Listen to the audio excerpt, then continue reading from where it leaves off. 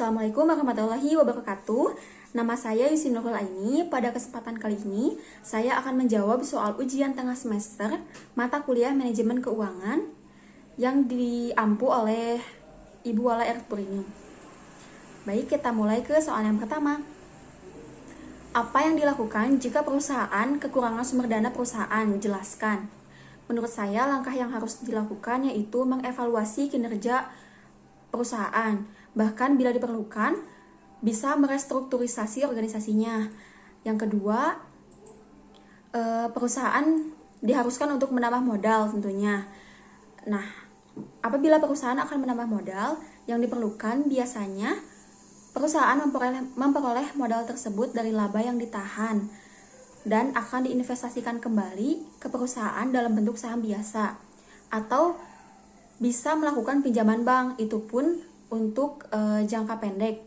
Apabila kebutuhannya jangka panjang, perusahaan bisa menjual saham atau obligasi yang tadi kita bahas. Yang kedua, apa arti 2/10 N/30? 2/10 N/30 ini adalah diskon yang diberikan penjual tentunya kepada konsumen. Nah, ini tuh adalah jangka waktu diskon. Jangka waktu pembayaran biasanya dinyatakan dalam faktur dengan istilah seperti ini. 2 menunjukkan persentase diskon yang ditawarkan oleh penjual. 10 menunjukkan jumlah hari dari tanggal faktur. Dalam hal pembeli harus membayar faktur untuk menerima diskon. N/30 merupakan perhitungan jika pembeli tidak membayar jumlah penuh faktur dalam 10 hari sebagai syarat diskon. Maka jumlah pembayaran bersih yang harus dibayar jatuh tempo dalam waktu 30 hari setelah tanggal faktur penjualan. Dalam syarat pembayaran ada potongan untuk jangka waktu tertentu yang dihitung dalam persen. Keterlambatan pembayaran biasanya akan dikenakan denda dengan jumlah yang sama dalam hitungan persen. Karena itu, pembayaran harus sesuai dengan syarat pembayaran yang telah dibuat. Dalam akuntansi, kas potongan atau diskon merupakan biaya yang diperuntukkan bagi penjual. Istilah yang digunakan untuk mengenali biaya potongan tersebut dikenal dengan diskon penjualan atau penjual diskon. Selanjutnya, soal nomor 3. Buatlah aging schedule of receivable, kemudian berikan penjelasannya. Nah, di sini kita bisa lihat sudah ada tanggal perhitungannya, yaitu 28 Februari 2021. Ada nama pelanggan, jumlah piutang, jatuh tempo, lewat hari, belum jatuh tempo, dan taksiran kerugian piutang. Di sini yang pertama ada Unyu All Shop dengan jumlah piutang 2 juta. Jatuh temponya pada tanggal 2 Januari 2021, lewat harinya yaitu 57 hari. Masuk ke kelompok melewati 31 sampai 60 hari ya. Jadi 10% yaitu 200.000. Yang kedua ada CV Berkarya dengan jumlah piutang 1.500.000. Jatuh temponya tanggal 10 Februari 2021. Sudah melewati 18 hari dengan taksiran kerugian piutangnya yaitu 75.000. Yang ketiga ada CV Oke Bos dengan jumlah piutang 4 juta. Jatuh temponya pada tanggal 1 Januari 2021, sudah melewati 58 hari dengan taksiran kerugian piutangnya yaitu 400.000. Yang keempat ada PT Yusi Jaya dengan jumlah piutang 3 juta. Jatuh temponya tanggal 20 Maret 2021. Lewat harinya belum jatuh tempo. Jadi di sini masuk ke tabel belum jatuh tempo 2%, yaitu 60.000. Yang kelima ada CV Selalu Sukses. Jumlah piutangnya 5 juta. Jatuh temponya tanggal 15 Desember 2020. Lewat harinya yaitu 75 hari. Masuk ke kelompok lewat dari 61 sampai 90 hari yaitu 15%, dikenakan 750.000. Nah, dengan total taksiran kerugian piutang setelah diakumulasikan yaitu 1.485.000.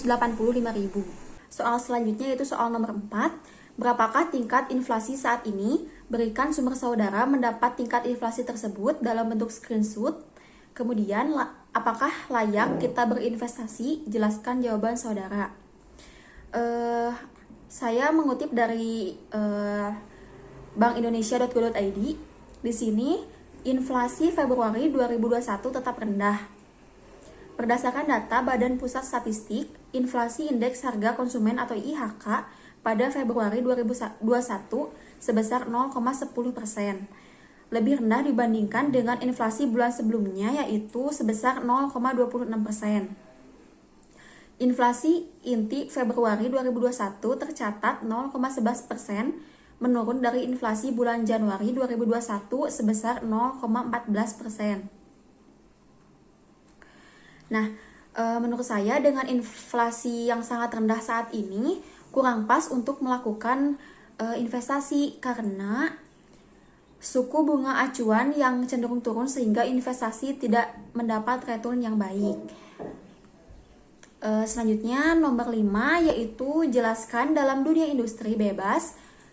Kalian pilihkan contohnya pengaturan persediaan supaya tidak terjadi kekurangan persediaan. Di sini saya mengambil contoh dari persediaan industri perdagangan. Saya mengambil metode periodik. Nah, pada metode periodik ini, perusahaan melakukan perhitungan fisik persediaan pada akhir periode untuk menentukan saldo akhir. Saldo akhirnya itu berupa secara fisik ya, dan juga menghitung COGS pada akhir periode. Oleh karena itu, apabila terjadi transaksi penjualan ataupun pembelian perusahaan tidak menggunakan akun inventory ataupun COGS karena di akhir periode akan dilakukan stock of name untuk menentukan jumlah fisik dan nominal inventory dan harga pokok penjualan pada satu periode.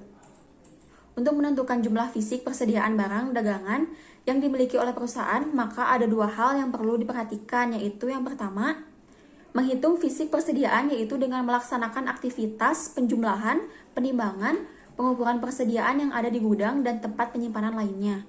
Yang kedua, menentukan kepemilikan barang, apakah terdapat barang dalam tempat penyimpanan perusahaan yang bukan milik perusahaan dan apakah terdapat barang perusahaan yang lokasinya tidak dalam tempat penyimpanan perusahaan.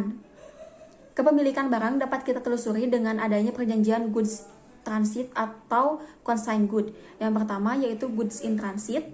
Adakah barang yang memang tidak ada lagi di gudang atau tempat penyimpanan milik perusahaan, namun barang tersebut sedang berada dalam perjalanan, misalnya dalam truk, kereta api, kapal, pesawat, atau alat transportasi lainnya. Hal ini perlu diperhatikan terkait syarat penjualannya, yaitu apakah berbentuk FOB atau Free On Board Shipping Point, yaitu kepemilikan berpindah saat penjual menyerahkan barang kepada pengangkut atau FOB Destination, yaitu kepemilikan berpindah saat barang telah sampai ke gudang pembeli.